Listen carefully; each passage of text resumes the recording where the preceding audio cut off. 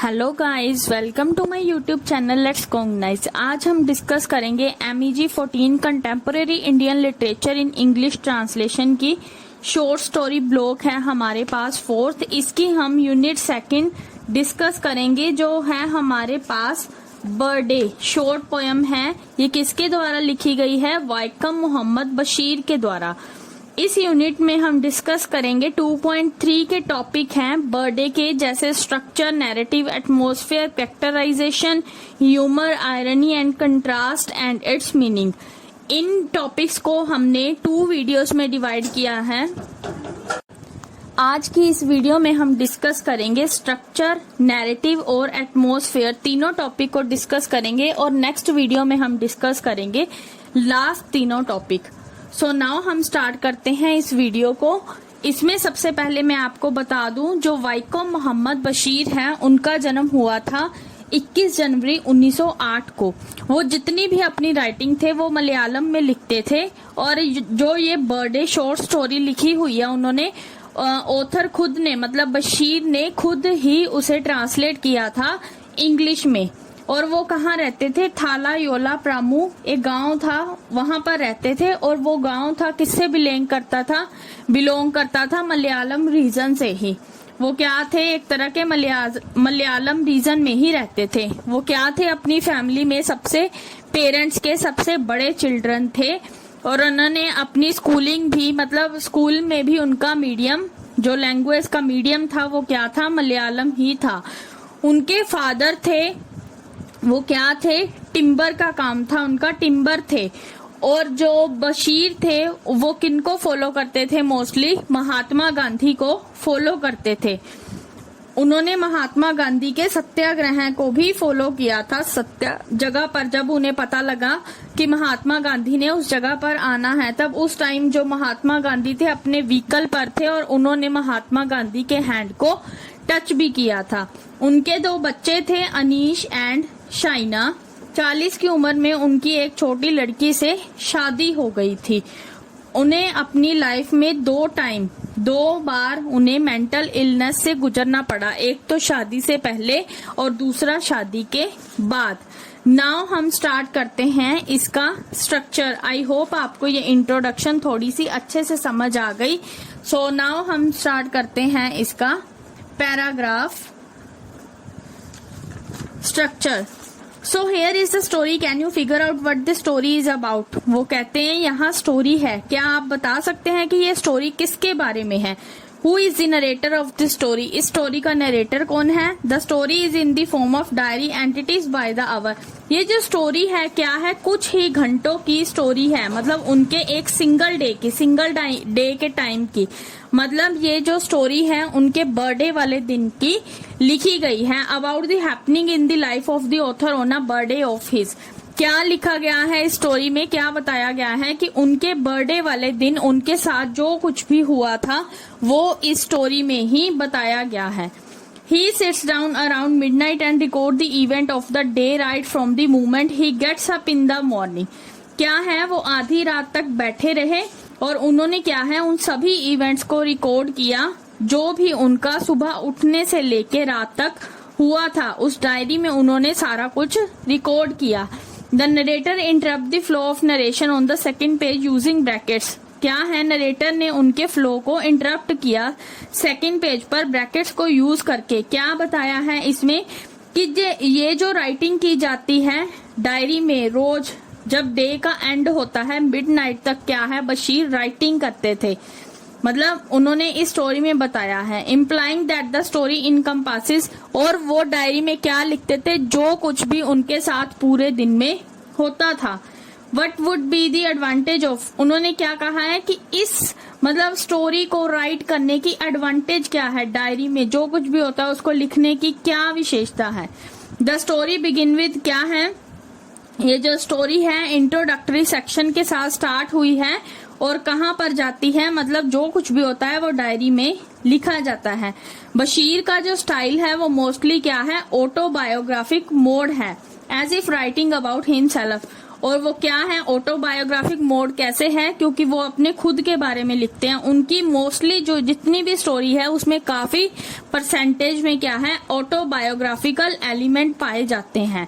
Going by Bashir's own admission which render है, उन्होंने क्या है काफी डिफरेंस बताया है फैक्ट एंड फिक्शन के बारे में।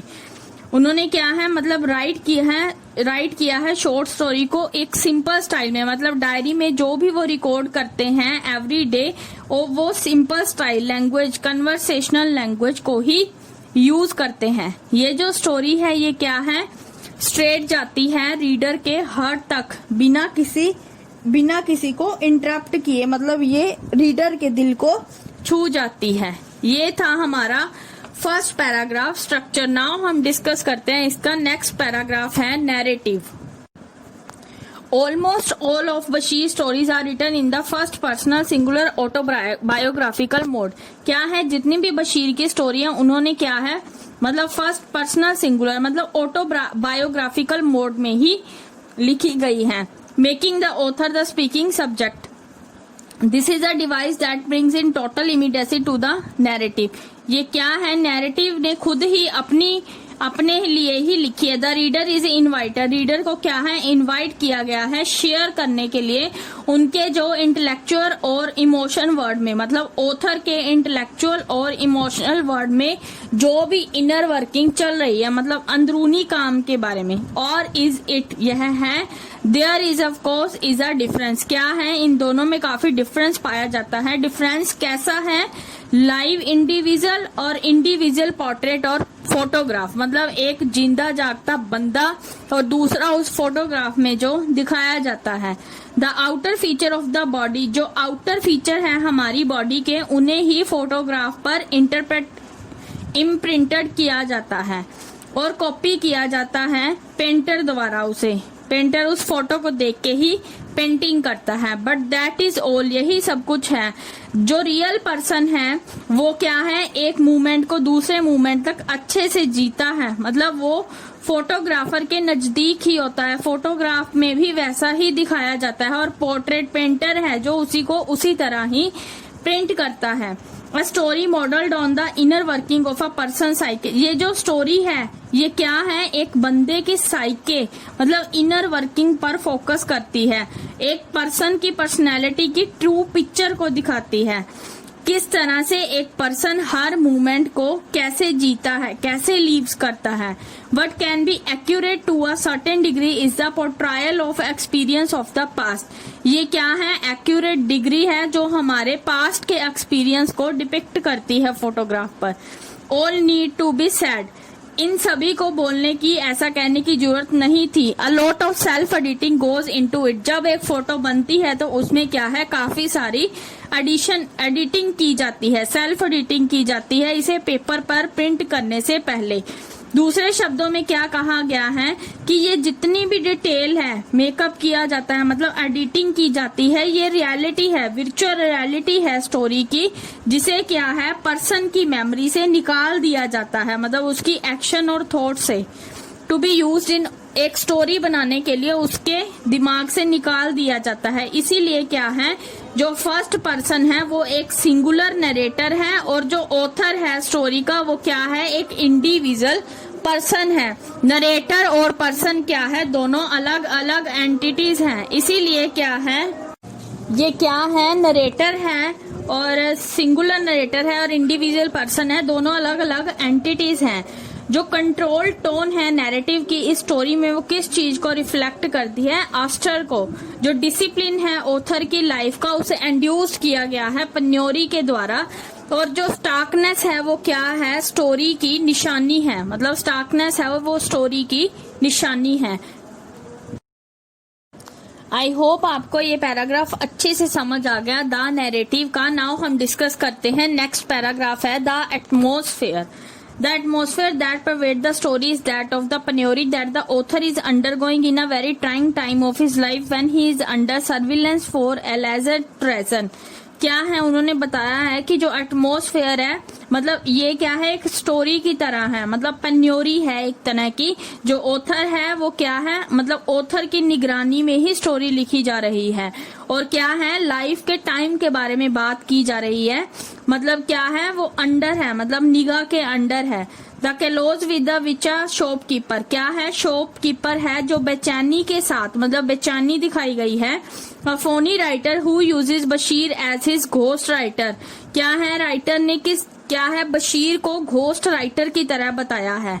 और क्या है, उसने इनवाइट नहीं किया ऑथर को share a cup of T, मतलब ऑथर को एक कप ऑफ टी भी नहीं पिलाई। The इनेट goodness of a child labour, उसके सामने किसको कंपेयर किया गया है, चाइल्ड लेबर को, जिसने अपनी मंथ की सेविंग थी जो उसकी 2 अनाज उसने ऑथर के सामने रख दी कुछ खाने के लिए। आइडियलिस्ट यूथ बताया गया है उस चिल्ड्रन लेबर को। और क्या है, ये ऑथर के लिए डिसाइपल है, जिसने क्या है, मतलब उसने क्या है, ऑथर के सामने वो एक पिटीफुल लोन की तरह, मतलब शेयर रखा, उसके सामने शेयर किया है as a loan. Casualness with which an affluent young friend reneges on his promise to treat the penniless author by serving him lunch on his birthday, जिनके साथ क्या है, उन्होंने एक तरह का प्रॉमिस किया कि वो बर्थडे पर लंच करवाएगा। Forgetting that he had invited him, वो भूल गया था कि उसने उनको इनवाइट किया था घर पर और उनको स्टेशन पर छोड़ने के लिए भी बोला था, उन्हें बिना इन्फॉर्म किए ही। और क्या है, जब क्या हुआ, वो वापस अपने घर खाली पेट पहुंचा, इवनिंग, बहुत लेट इवनिंग को। The author confronting the celebration of the merry young rich, क्या है, जो ऑथर था उसके सामने क्या हो रहा था, मैरी यंग की सेलिब्रेशन हो रही थी। There are salient feature of this conjure up the atmosphere of the story, क्या है, ये एटमोसफियर को कंजोर अप करने का क्या है, स्लाइंट फीचर दिखाया गया है। Darkening it further are the unscrupulous and rapacious landlord constantly after Bashir life for rent areas.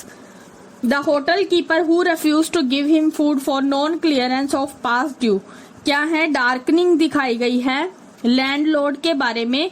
उसने क्या था, होटल कीपर को मना कर दिया, मतलब क्या है, होटल कीपर को मना कर दिया कि उसे भोजन ना दे क्योंकि उसने अपने पास ड्यूज क्लियर नहीं किए थे।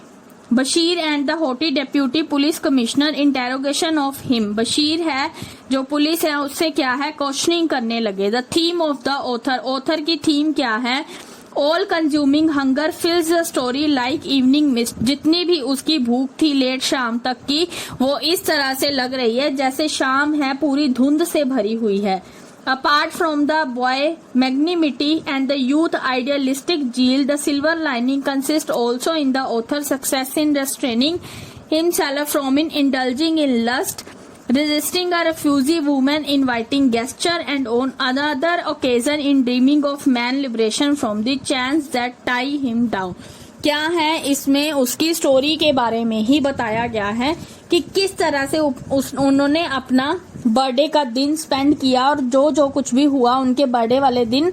और एक यंगर चाइल्ड लेबर था जिसने क्या है, उन्हें 2 अनाज दिए, ये वो सारा कुछ है इसमें एक्सप्लेन किया गया है, एटमॉस्फेयर बताया गया है। आई होप आपको यहाँ तक अच्छे से समझ आ गया। नाउ हम डिस्कस करेंगे, नेक्स्ट पैराग्राफ है हमारे पास, कैरेक्टराइजेशन।